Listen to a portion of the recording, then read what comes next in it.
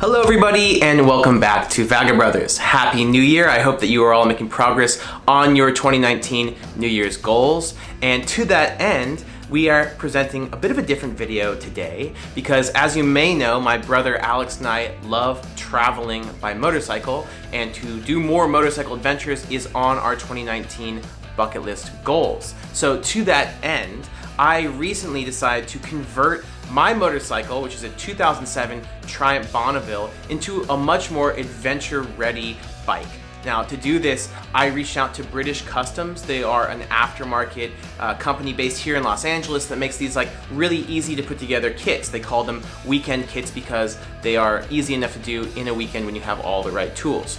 As you might have known, we've done a recent video, East of Eden, a short film. We've also done motorcycle trips up to Big Sur, doing Moto camping. And the problem with my bike as it was currently configured is more of a cafe racer. It's more of like for speeding around a city. They're called that because you stop and have a coffee at a coffee shop and you look cool. But it doesn't really work that well when you get off of a paved road. So I worked with British Customs to design a bike that would give me a bit more ground clearance, a bit more traction off-road, and overall just be a bit more adventure ready. So here's the build. It took us a total of 3 days, even though we had initially attempted to do it in 1 day, and you will see the transformation from pretty much a stock Triumph with a little bit of cafe racer modifications into the most badass bike I've ever ridden. So big thanks to British Customs. Here is the video.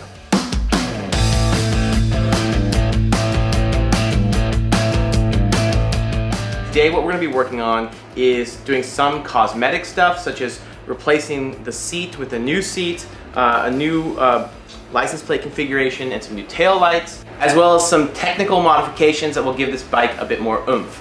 I'll be swapping out the exhaust, and I'm also going to be putting on some new wheels and tires that will give me more grip on off-road tracks. So to try to do this in 1 day, I've gone ahead and done a couple of steps in advance. I already installed new shocks on the rear tire that's going to give me a bit more clearance and a bit more shock absorption as I'm driving off-road. I also went ahead and got the tires and wheels inflated and fitted, which I'll be doing last today. This bike is a great bike. I bought it used for about $4,500, which is a pretty good deal for this bike. It didn't have too many miles on it. Alex and I have ridden these bikes all over California. If you haven't seen our short film East of Eden or our trip to Big Sur, definitely check those out as well. I bought it as a cafe racer, and I want to make these modifications to make the bike a bit more versatile.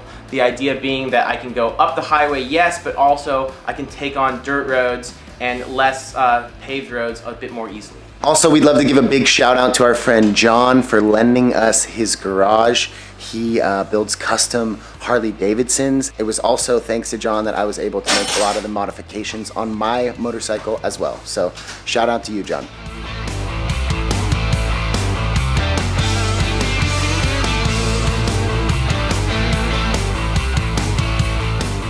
So the first thing we're gonna do is replace the seat. I got a brown slammer seat. The bike as I bought it had British Custom exhaust and license plate and seat on it, so just swapping it out really.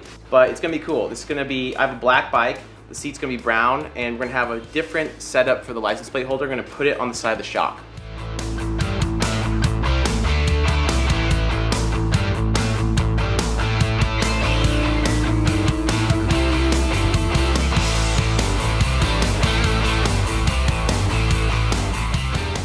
Alright, so we just finished switching out the exhaust systems. I had a pair of custom British Customs exhausts that came with the bike when I bought it, but I did dent them when I dropped the bike at one point, and we're swapping them out for a slash cut exhaust system. It's going to be lighter, it's going to be cut off right below the bike, and will definitely be louder, but most importantly will give me a little bit extra horsepower. Alright, so it's day 2 of the build. I had to stop and get some parts. I realized there was a massive crack in my rotor, which is where the brake pads slow down the back tire. So I got a new rotor, and while I was at it, I got a new sprocket and a new chain. So now we're gonna put on the wheels, and that should be the final step of this process. Do not try this at home. So the way that chains work is that most of them have a master link, which basically allows you to open an unconnected chain by putting like a special link in between. The one that is on my bike for some reason doesn't have that, and so we decided to take a saw to it. It is probably not the recommended way of doing this, but it's the fastest way.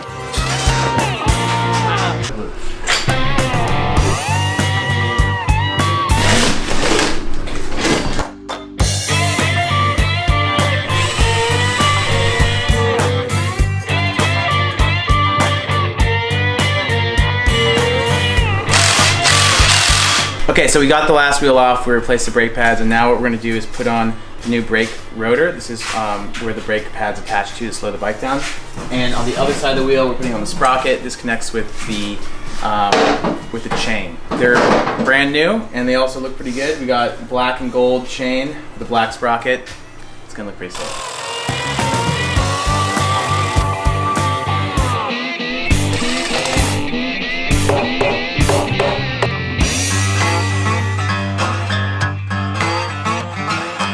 So we've got the wheel ready.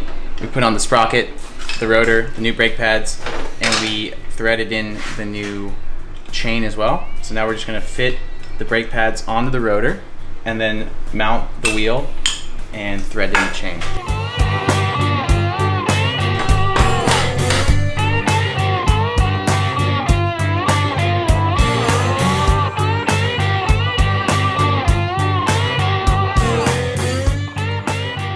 Okay, so this is the final product. As you can see, the bike came together beautifully.